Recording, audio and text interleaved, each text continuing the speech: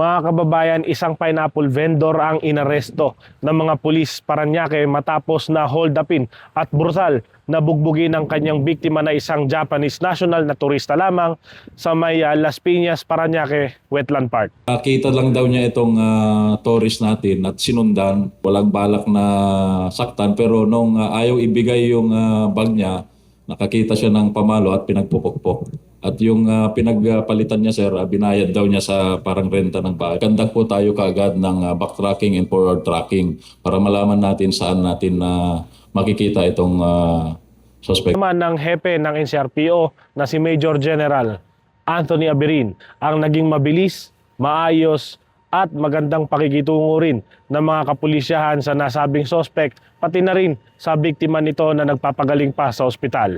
History will show na tuwing may galugat po tayo, may nahuhuli po tayong mga wanted criminals, and at the same time, yung nagbabiolate po ng mga ordinances po natin. Nag-uulat, Vince Lopez po para sa Manila Standard.